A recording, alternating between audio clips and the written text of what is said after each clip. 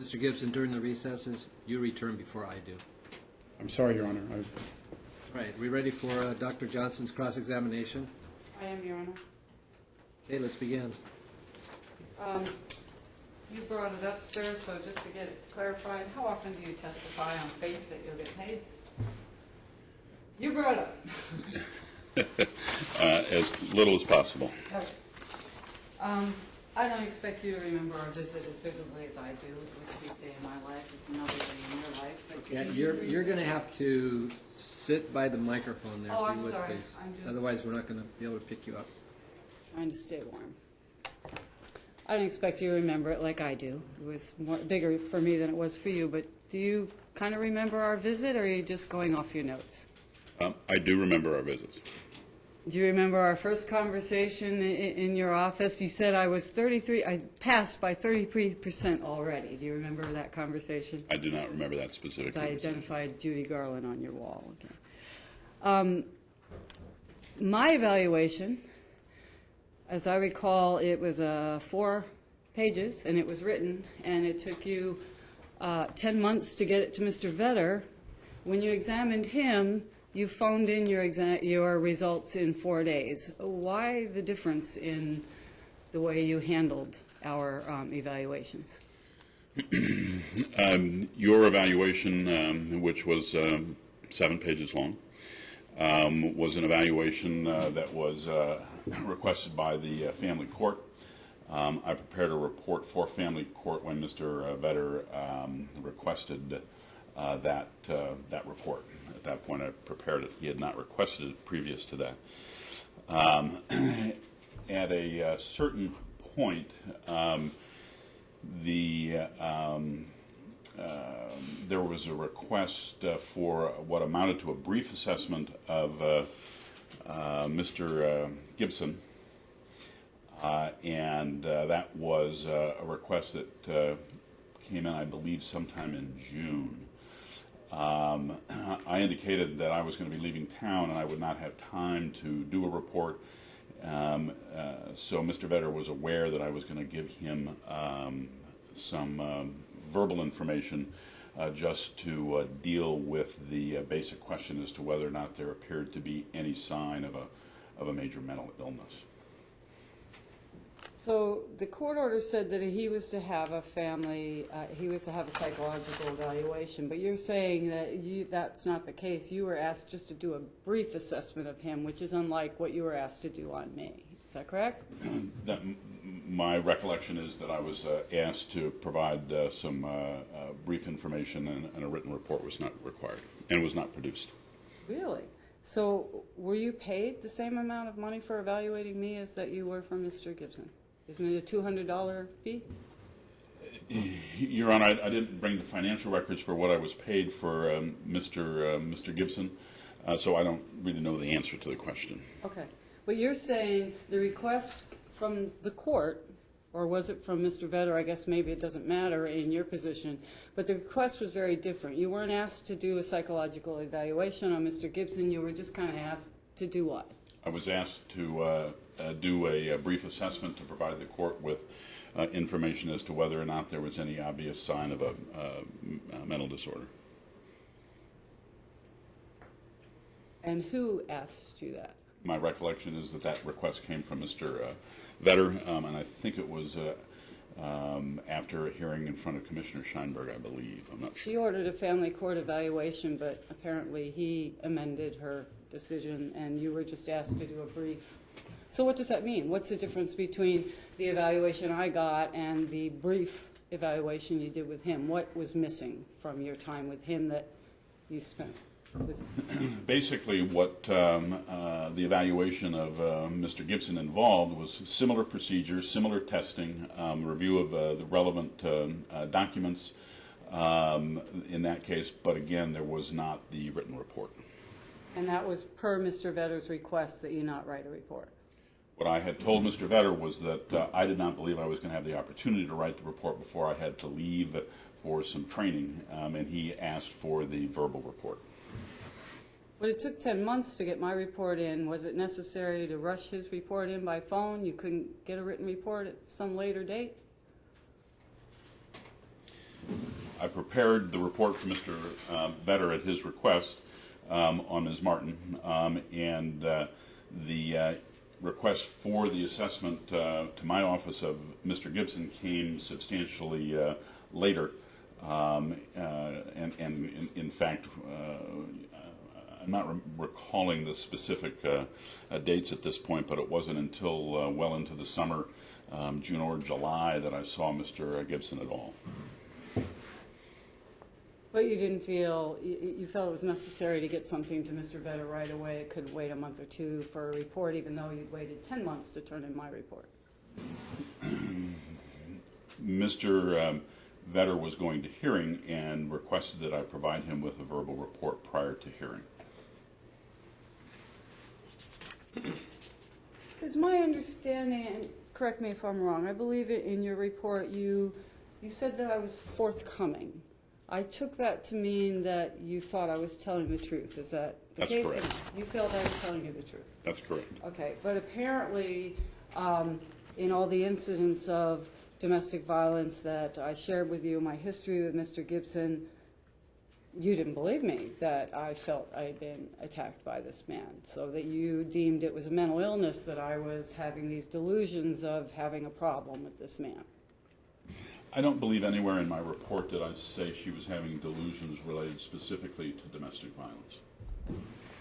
No, but you said you believed I was being truthful, but apparently you didn't believe the information I gave you, that I was under attack by this man and that I would run out the door for no reason.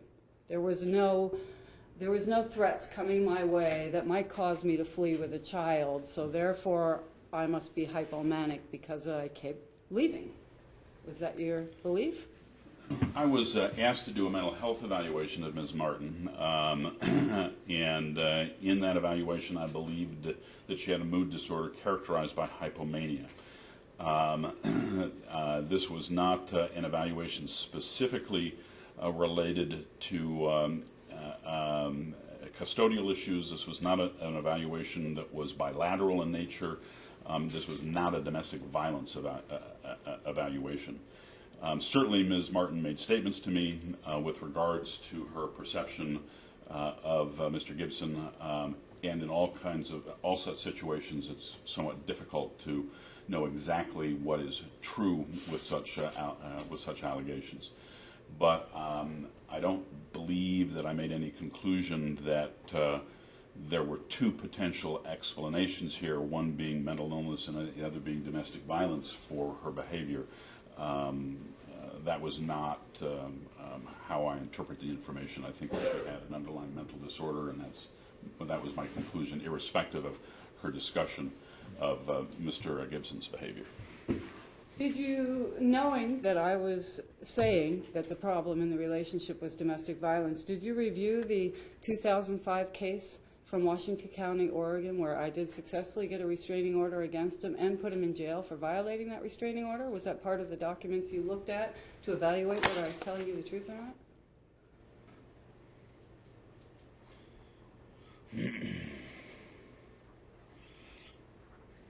Would you name the document again? The 2005 restraining order and the 2005 police report that go with the violation of that restraining order?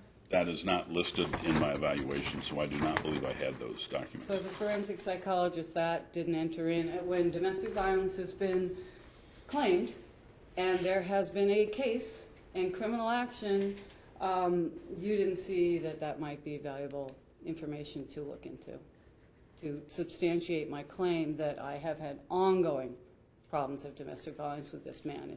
I don't believe that I took a position on her claim in that regard. That was not the focus of my evaluation. Again, this was not an evaluation where I was attempting in any regard to be comparative but rather focusing simply on the issue at hand, which presented to me was a mental health evaluation. Well, Dr. Johnson, what you told me at the beginning of our togetherness was that you were not there to be my friend or to treat me, that you were there to find the truth, that you were a forensic psychologist, and that that was your job to find the truth of the situation. So looking at a police report on prior domestic violence wouldn't be assisting you in any way on determining whether my claims might be real? If this were an evaluation specifically related to domestic violence, that would absolutely be the case. One always wants that information. So when I came in claiming domestic violence, you were just like, well, that's not what we're here for? I'm confused. What is the question? You're saying that that didn't come into play because that's not what the evaluation was about. I fled the state with the child and claimed it was because of domestic violence, and you're saying, well, I was just there to evaluate her mental state. How could that not be part of the equation, Dr. Johnson? Well, certainly it was represented to me that she had been involved in a domestic violence relationship. I was aware of that. I did not take a position as to whether that had occurred or had not occurred. Again, my focus was on her particular symptoms that were presented at the time of my evaluation, which I think is supported by my documentation. So you observed me being hypomanic in your office? Correct. And tell us what that looked like. Individuals that are hypomanic have a substantial amount of energy. Their speech is quite rapid. There is an overall sense of them being quite fast-paced, if you will. They report being involved in multiple activities, and there's an overall sense of very, very high energy. Okay. The symptoms you just described could explain a lot of different situations. You said you had concerns that I could never finish a task, and this was part of what made you evaluate me as hypomanic. Is that correct?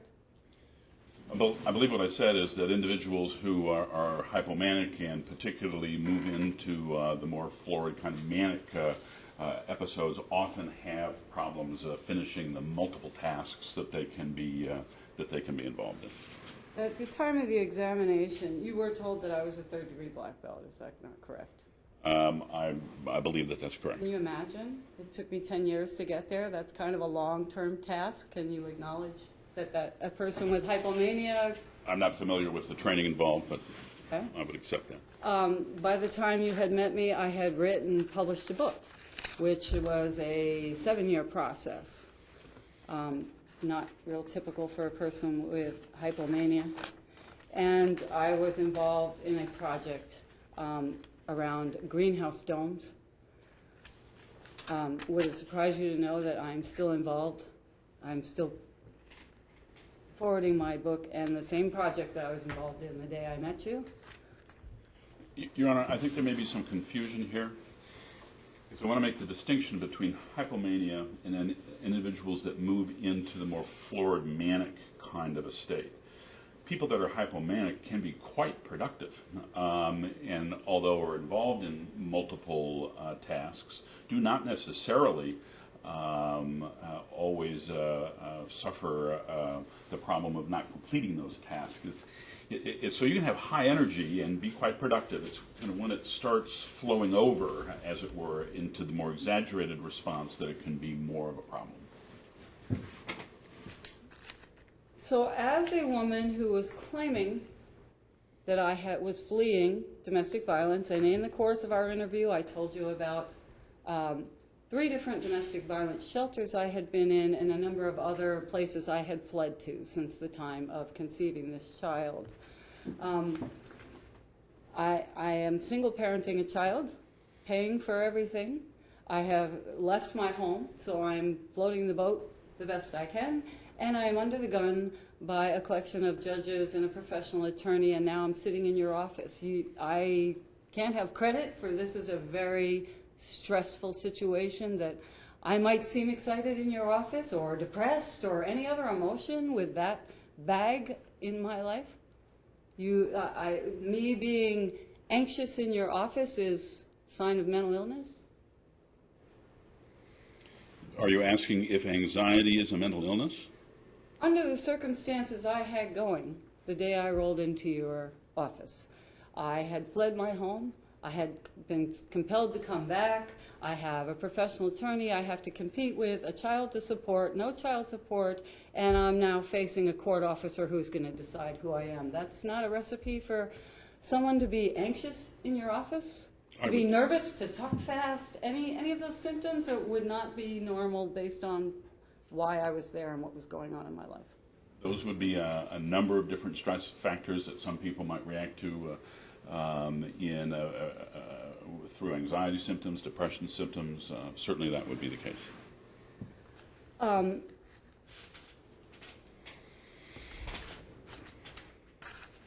Mr. Gibson claimed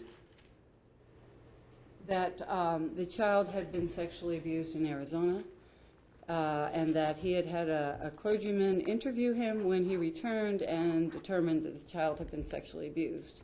He must have discussed that with you at length in his evaluation with you. What did he have to say about the child being sexually abused at that point? I have no recollection of any discussion that he may have had with me about that. Your Honor, this... You have an opportunity to re-examine, but the answer stands. You had a lot to say in your report about my marijuana use, which I was forthcoming with you. Why did you not look at the court-ordered drug test? You were concerned that I was self-medicating. You used words like psychotic. Weren't you concerned I might be doing heroin, crystal meth, anything? And you didn't even peek at the court-ordered drug test that came back 3 days after I was asked to run up there and take it. Why would that not be on your list of documents that you would be very interested in when you're trying to get me into prescription drug treatment? Wouldn't you want to know if I had street drugs in my system? Ms. Martin reported to me a pattern of substance use which is consistent with a diagnosis of a substance abuse disorder. I believe that the way she described her use of that substance was also consistent with the conclusion that she was self-medicating. I felt the information that I had in that regard was relevant to her mental health status and relevant to my recommendations. So beyond that, I'm not quite sure what you're asking of me. Well, I'd admitted to using marijuana as a tool for my post-traumatic stress. We're in agreement on that, correct? So you're not concerned that I might be dabbling in anything else and that may have some impact on my ability to parent a forensic psychologist. The court has ordered a drug test, but you're not interested in looking at it. I don't understand why. At this point, Your Honor, I'm not even aware that I was aware of that drug test. I believe Ms. Martin was forthcoming with me with regards to her report of her substance abuse. I did not specifically, nor do I specifically now recall her describing that use related to PTSD symptoms she may have. I don't specifically recall that. So beyond that, I'm not sure what to say. Yeah, I'm not either. It seems. Would it interest you to know that my drug test came back totally clean? I hadn't even been using marijuana in the 3 months that I had fled with the child. So perhaps I have a better capacity to control my consumption than you thought? Or why, now knowing that the drug test was clean, does it change your opinion of my ability to live my life, parent? No. Okay, so the fact that I did no drugs for 3 months, but I admitted to you that I had used marijuana in the past as a tool to deal with post-traumatic stress, doesn't change anything for you that as soon as I get away from him, I was drug-free for 3 months. My recollection of what I was told was that her use of marijuana was ongoing. And again, the report that I got from the client at that point was that she was using that as a way to manage certain symptoms. I certainly accepted what she had to tell me in that regard, and I felt it was relevant for her mental health functioning. You seem to have, and forgive me, you tell me, but when reading your report, I felt like you had judgment about my commitment to healthy, organic food for my son. You even kind of mentioned it. Oh, she's kind of into the organic thing. She probably won't do the psychotropic drugs. You don't think that nutrition is an important part of parenting? Or did you think I was psychotic because I was focused on nutrition for our son? What I thought was that given her commitment to organic food, natural substances, that she might be reluctant to involve herself in a course of psychotropic medication, and mentioned it within that context. I think that's a valid issue, and I think, as I described it in the report, it would be something appropriate for her to discuss with any psychiatrist that she might consult with. Discuss my commitment to healthy living with a psychiatrist because? As I mentioned in my report, I felt it was possible that she would have a concern about using medication, and that she could discuss that concern with a psychiatrist as it related to her commitment to organic substances. Okay, I think I understand. So you didn't have judgment that I, as a parent, am hysterical about healthy food for my son. You just figured that might keep me from accepting the kind of treatment you wanted to see me get. Is that clear? Is that what you're saying? I don't believe I said anywhere in my report that I felt she was a hysterical parent. I did have concerns that she would have issues with using medication. Okay, I think I'm more clear on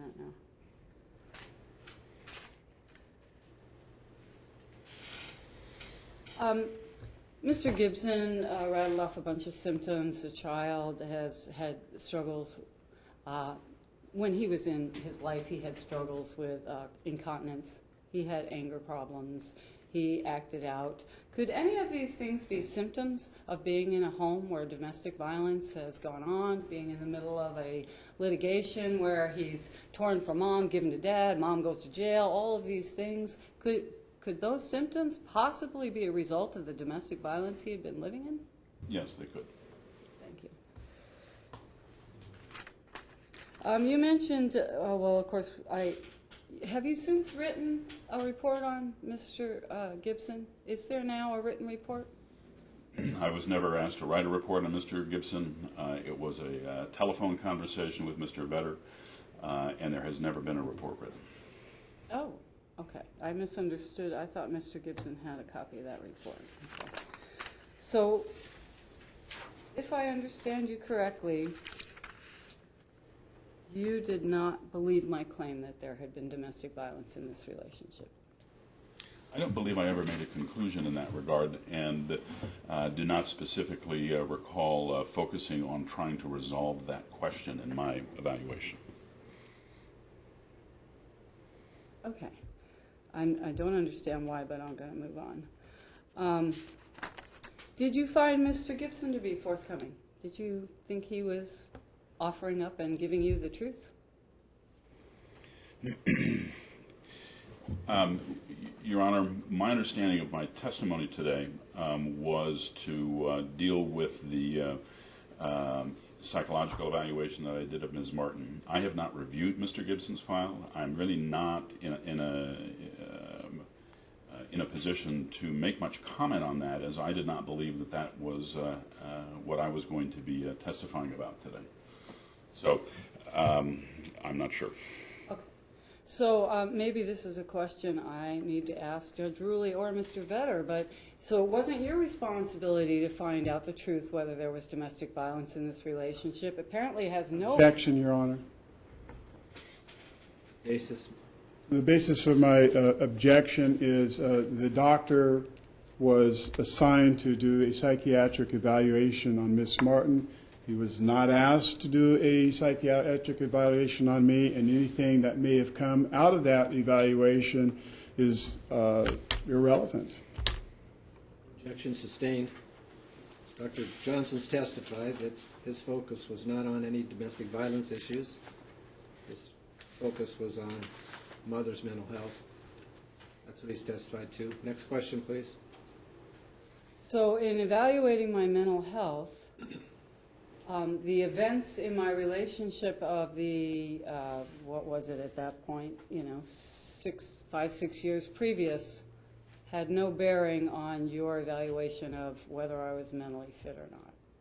It just is not a player in you determining my mental health. I'm not sure. Could you answer So that again? it really didn't matter. If I'm understanding you right, it didn't matter whether there had been domestic violence in the relationship or not. You were just there to evaluate how I was doing. Domestic violence would clearly have been a primary issue if this were to be a comparative evaluation that was to have, where I was going to be asked to make any recommendations around who was to be acting in a parenting role with the child. I was not asked to make such a recommendation, nor was that a focus of my evaluation. Certainly, the experience of domestic violence is a serious matter and has a substantial impact on individuals.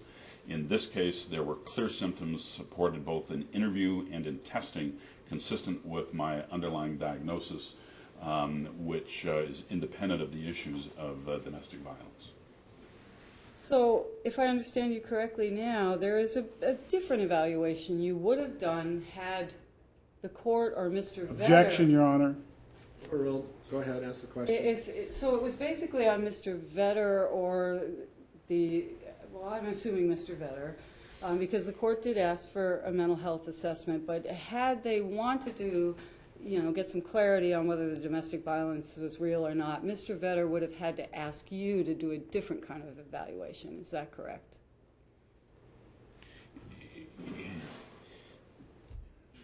If there was a request for an evaluation related to the dynamics of the relationship between these two individuals, that certainly would have been a different focus for the evaluation. I see.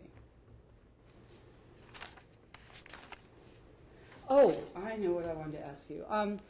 You made a comment during our togetherness that scared me at first, but your comment was, and I quote, when dealing with someone like you, and then you went on to say that there's a difference between mental illness and a person who has had a mystical experience. Do you remember saying that to me, Dr. Johnson? Quote me again. You told me that there is a difference, because I said, yes, I'm a different bird, but that doesn't mean I'm mentally ill, and you agreed. And a little later in the conversation, you offered up this statement. There is a difference between someone with a mental illness and someone who has had a mystical experience. And of course, I'm referring to the title of my book, Eating My Way to Heaven. Apparently, somewhere along the line, you believed I had a mystical experience, and you said that doesn't necessarily make you mentally ill. Do you remember any of that, or? I don't specifically recall that. I would generally say that individuals who have what they describe as mystical experiences are not therefore mentally ill. Is it possible I may have made such a statement? I suppose that is possible, that I may have made such a statement. And you didn't really land on one side of the fence or the other. You just said there's a difference. I'm not recalling the statement that she's referring to. Again, I'm thinking more generally, and I'm talking now in terms of how I would generally think about that individuals that report a mystical experience, that in and of itself does not fit criteria for a specific mental illness. There is a sanction on your record. You were fined and sanctioned for not turning documents in a timely manner. Is that correct? In this situation? In any situation. There is a Blythe on your record. Is that correct?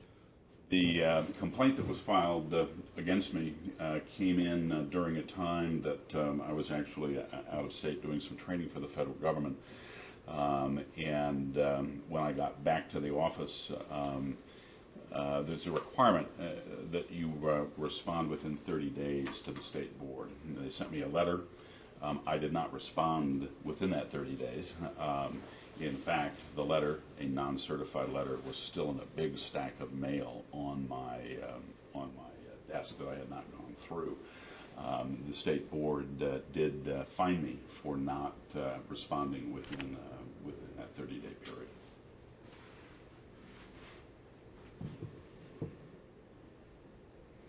I have no more questions for this witness, Your Honor. Okay, Mr. Gibson? Yes, Dr. Johnson, just reviewing what she had to say, she keeps referring to domestic violence, domestic violence, domestic violence, domestic violence in an effort, in my view, to try to paint me as some kind of Attila the Hun or whatever she's trying to do.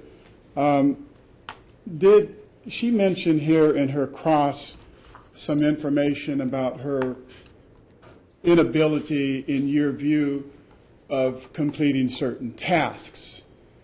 And she asked you about her being a third-degree black belt as a completion of a task, did she not? Correct. Okay.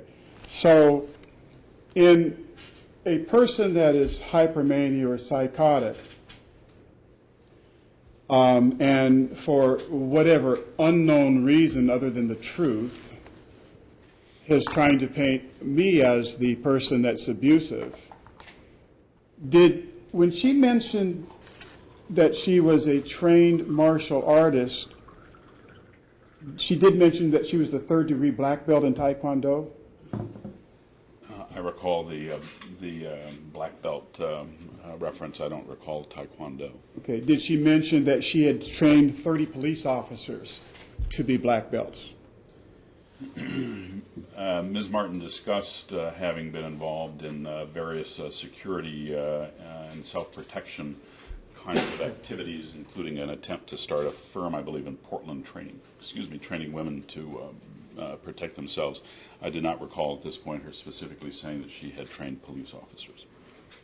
So let's go to that. Did she mention that she had started a company to train women how to protect themselves against tall, dark, abusive men in a company called Savvy, S-A-A-V-Y. That was her company to train women how to defend themselves against this so-called domestic violence. Did she tell you about that? She did tell me about her efforts to start a company named Savvy that was designed to assist women to self-protect. So if in fact, as she also mentioned that one of the things that she had completed was this book, Eating My Way to Heaven. She just mentioned that was something that she was able to complete, correct? Correct. If in that book she talks about not only this karate self-defense, her company called Savvy to protect women against aggressive, tall, dark men. And in that book, she talks about being trained in a professional security school that you just mentioned that trained weapons and defensive driving and psychological training, all these kinds of things that are mentioned in her book. Would it be, does it kind of bother you to think that if she's a third-degree black belt, was on the U.S. Olympic team, has presidential security, CIA training, defensive driving, psychological, how to deal with psychological things, and all of these kinds of things, that she was so afraid of me that she would flee to all kinds of centers? Or is it more likely that it's a psychosis that she has, that she invents this so that she can keep me from having anything to do with my son, and that's the motive, her so-called abuse perpetrated by me? Which is more likely in your view? Those would be two competing hypotheses that one would want to address specifically in an evaluation for that was designed for that purpose. So those, as to which one of those competing hypotheses is accurate, I'm not prepared to say. If in this book, Eating My Way to Heaven, that she authored, when she's talking about domestic violence perpetrated by me against her,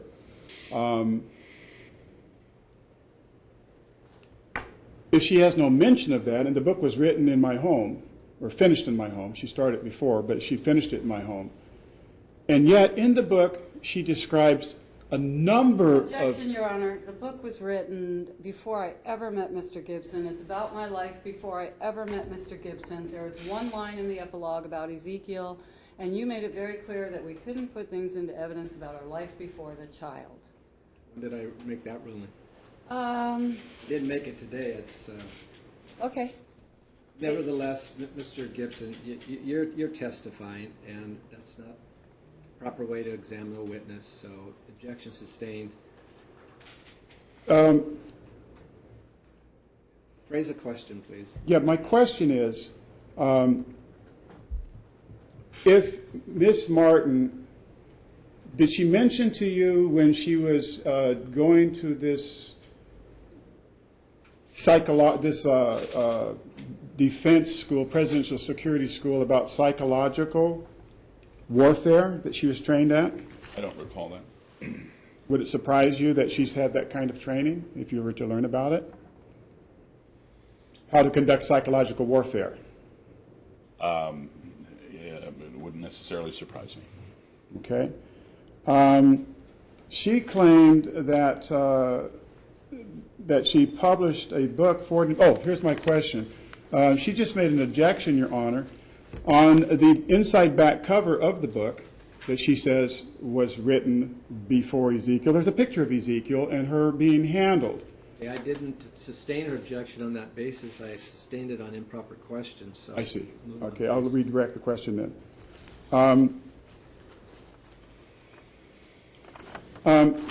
Ms. Martin seems to has stated to you that, or asked you a question that had to do with her testing for the use of marijuana, and she said that she came out clean on that test.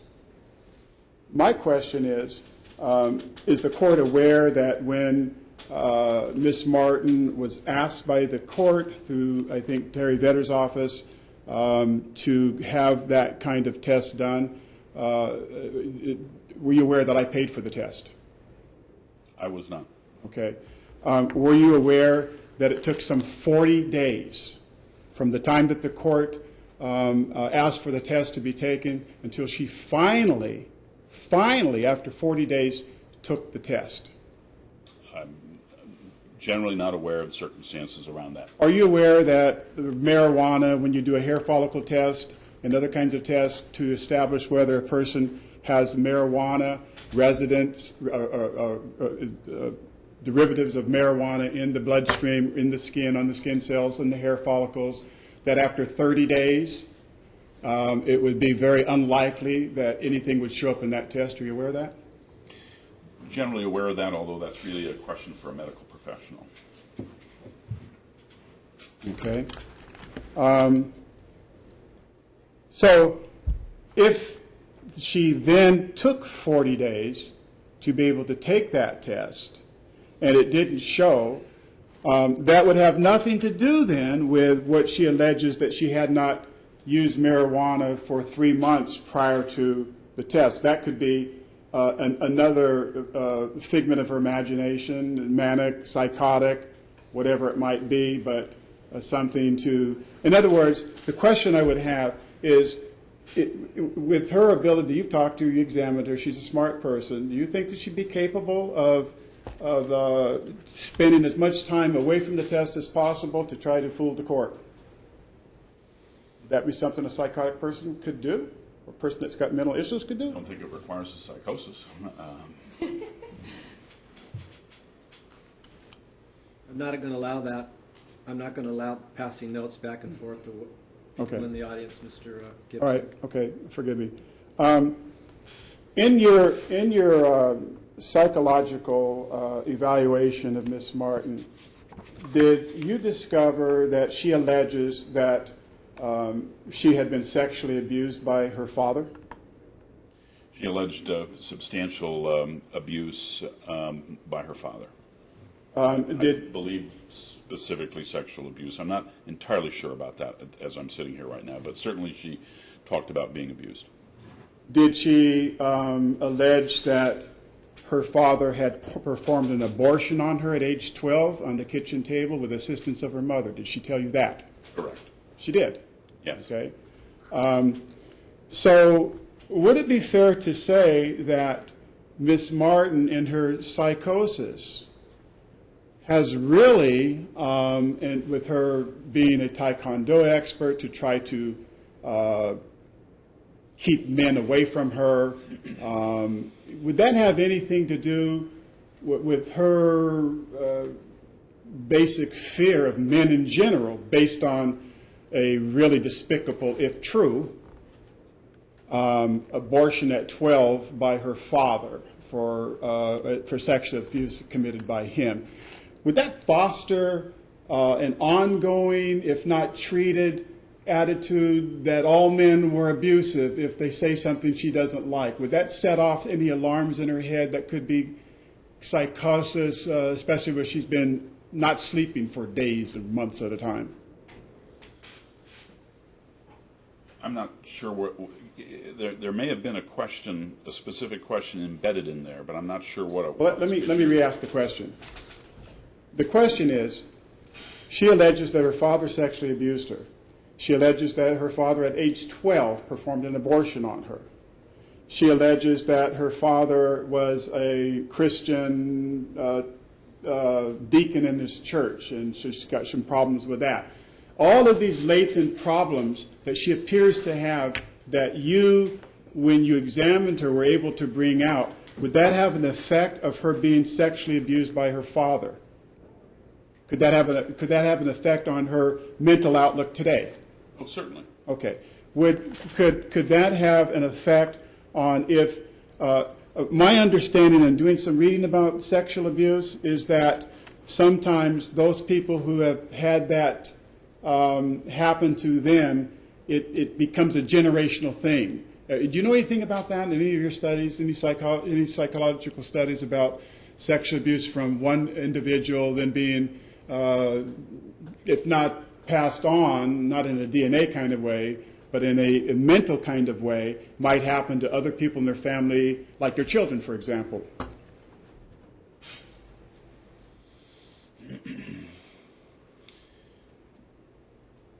That is, if someone is the victim of sexual abuse, does continued victimization tend to occur within their family as they become parents? Is that what That's correct.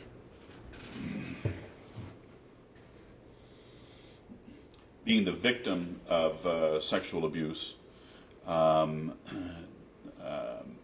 a higher percentage of victims of sexual abuse who, as parents, also have children that experience sexual abuse, and that's typically because of various family of origin issues.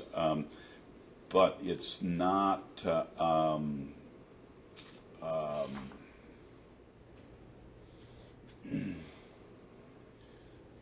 it would be considered something of a risk factor, but there is clearly not a linear nor a one-to-one relationship. But let me The ask best you way to this. think about that is as something of a risk factor. Then let me ask you this question.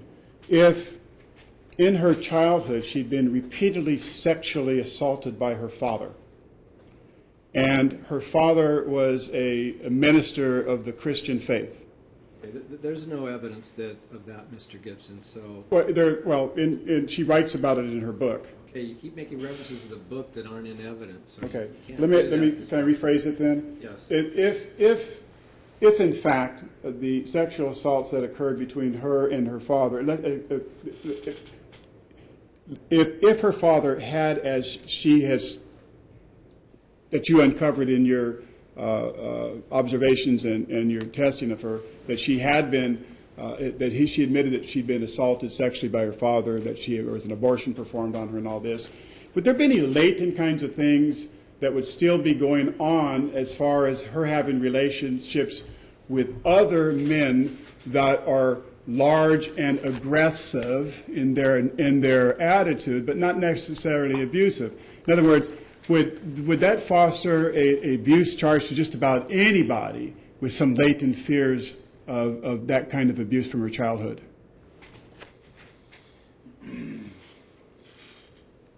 Certainly, anyone that had that experience could be quite sensitized to anything representing possible harm to themselves or others. But I know of no specific research that says if you had that experience, you therefore will accuse others of similar behavior. And I think I'm being responsive. If there was a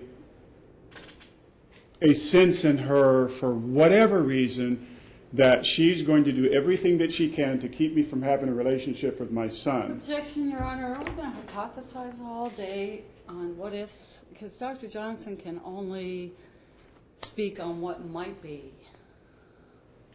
Overruled. Ask the question. If this abuse by her father that she alleges happens, and the abortion at 12 years old, my question is this.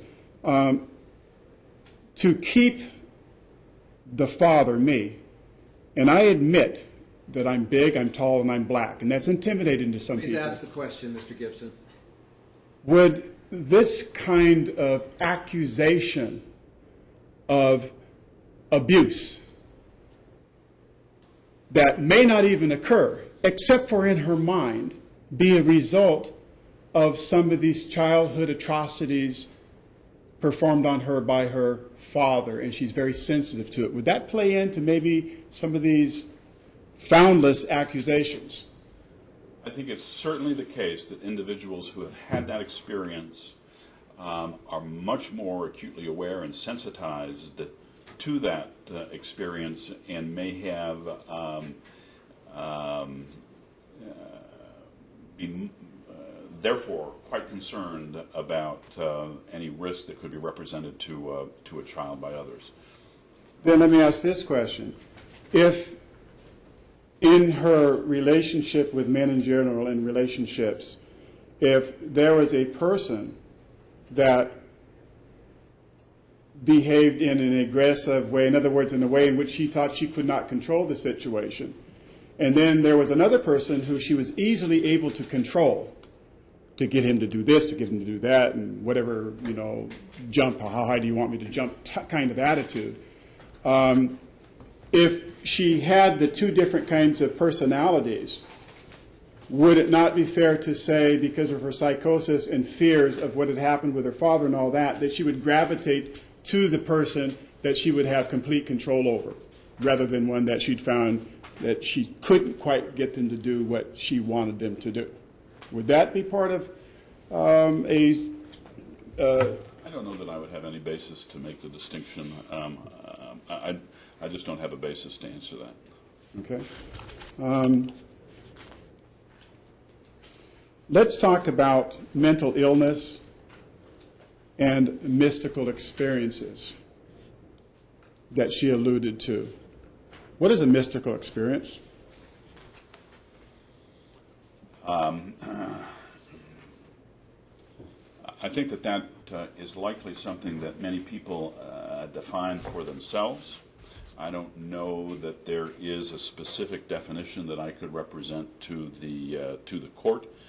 So I think that may be something that individuals who would have something they call mystical would self-define. Would a mystical would this qualify as a so-called mystical experience?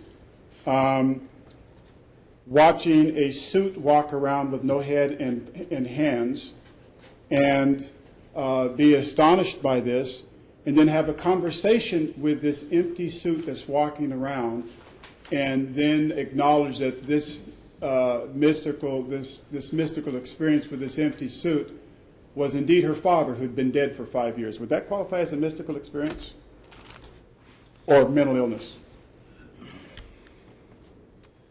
That could certainly be either considered a hallucination or a delusion. As to whether or not, again, it would be a mystical experience as opposed to a hallucination or a delusion, probably would relate to the frequency of the experience and the degree to which the individual identified it as something other than reality.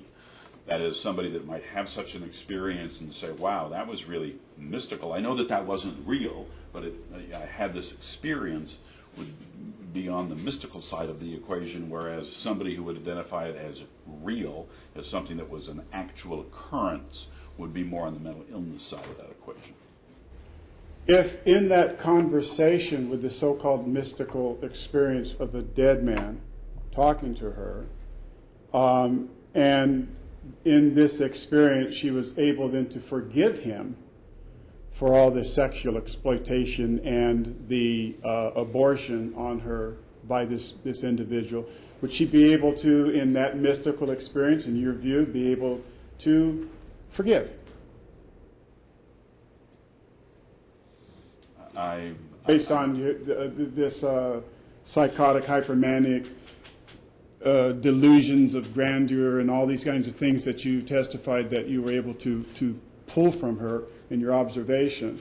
I just wonder how a person that has these kinds of visions and so on and psychological mental problems, how that would affect her ability from a psychological standpoint to care for a son in a safe environment of 7 years old. That's just a little spooky to me.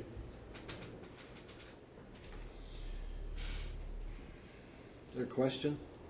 Yes, the question is, would you find that to be part of a psychosis that she was experiencing at that time? A florid episode. What have you called it? Florid episode? There are many individuals who have reported mystical experiences and visions who would not necessarily be considered psychotic.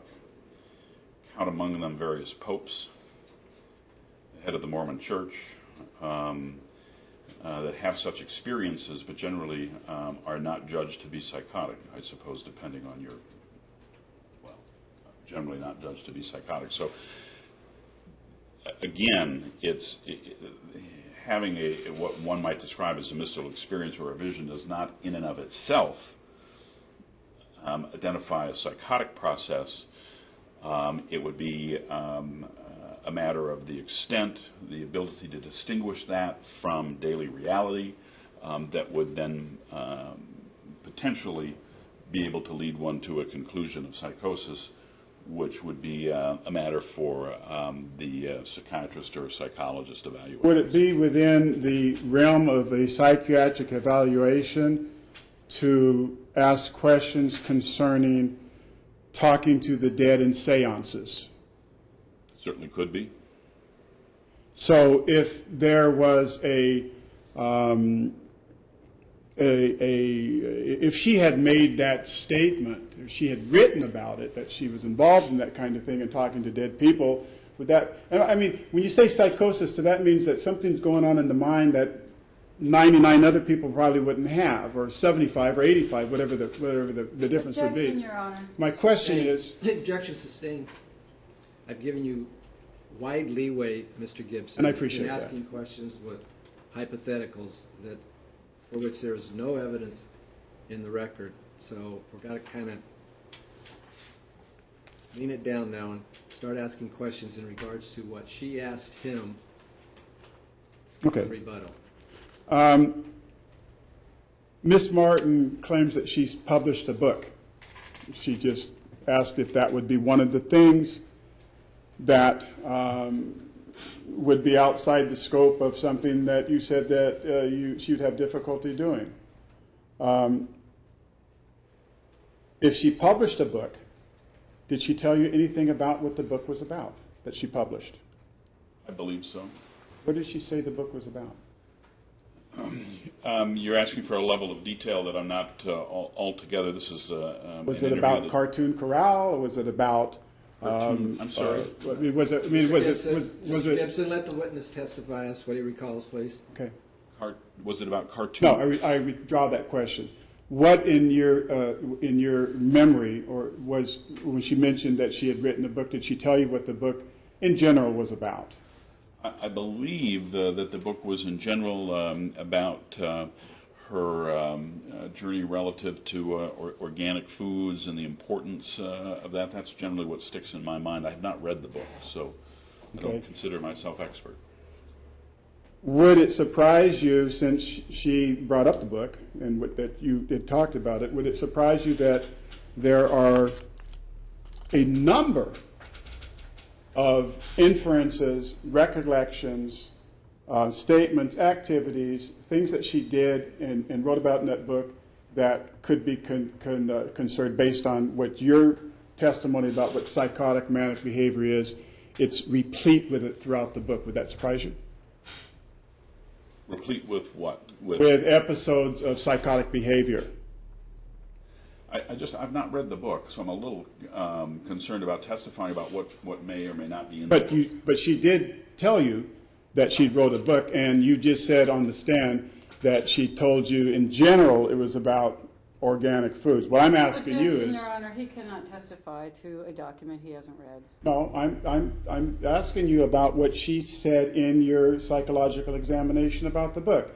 She brought it up that it was one of the things that she was able to finish. She opened the door. I'm just asking if there was other things in the book other than organic that demonstrated in your professional judgment of a psychosis and hypermanic behavior. Objection, would that, Your Honor. He's not would that... He's got to get the question out before I can rule on the objection, so I'm waiting for the entire question to come out. Would that kind of testimony, not testimony, but that kind of revelation in her book that would describe numerous psychotic behaviors, would that surprise you based on your psychological observation and examination of her? The objection is sustained. Next question, please.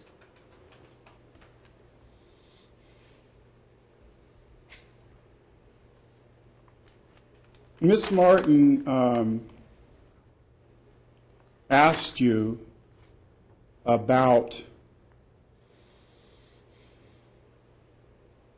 claiming domestic violence, and you basically said something to the effect that your job was not so much to evaluate me as far as domestic violence was, because that's not what your task with the courtroom was. And she asked you something to do about how long it took for this evaluation with me and all that. Would it surprise you to know that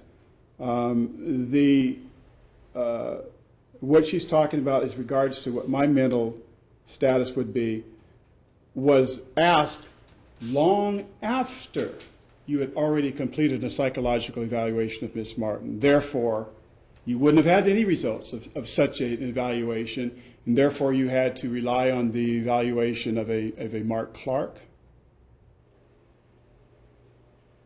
Would you rephrase the question so that Yes. Yes. The question is this. She wondered why it took so long for, I think, 10 months is what she said, before any evaluation had come from whatever source for me. She wondered why that took so long and why all these questions regarding me.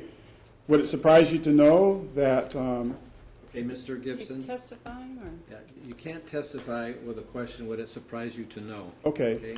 The witness needs Did to you know? There you go. Did you know that that it took so long because it wasn't asked of the court to do that until much later when she filed a motion to see that.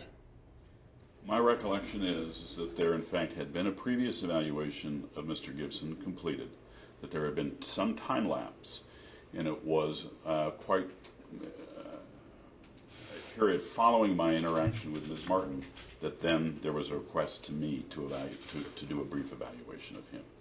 And under that evaluation, there seemed to have been something about that I was mildly narcissistic. Do you remember something about that? I do recall that there had been that mention in Dr. Clark's report. Again, Your Honor, I'm being asked now to testify about something that I did not think I was going to be focusing on, so I did not review that file. Okay. And Next question. Okay. I thank you very much for your testimony, and I appreciate it very much. Anything further, Ms. Martin?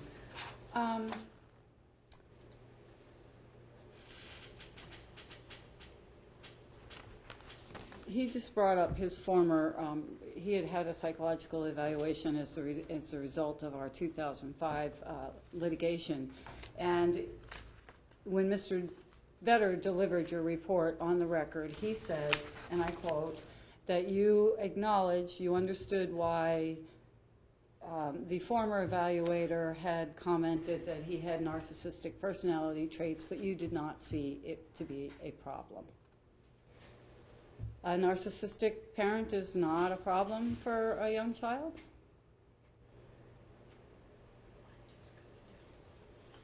are you asking me if a diagnosis of narcissistic personality disorder is associated with problematic parenting behavior, or are you asking me if I believed Mr. Gibson had narcissistic personality traits? When Mr. Vetter delivered your report, his comment was that you acknowledge, you understand why the former evaluator found that he had narcissistic personality, type 2 narcissistic personality traits, but you didn't think it was a problem. So can you expand on that? Again, my recollection is I did not believe that he had a narcissistic personality disorder. But we're back to that issue, Your Honor. I'm being asked now to testify on something that Mr. Vetter may have said that I wasn't a witness to objection, Your Honor. That I did not review, a file I did not review for today's testimony. So I'm a little concerned about being able to reliably respond in this. I can let it go. Thank you, sir. All right. Thank you, Dr. Johnson. That would soon conclude your testimony. Thank you, Your Honor.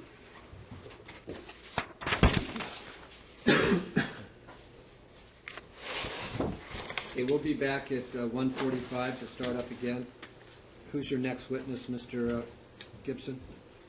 I believe I'm going to call as my next witness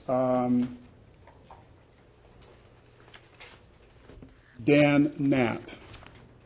Dan Knapp? Yes. Okay. And we'll start up with Mr. Knapp at 1:45.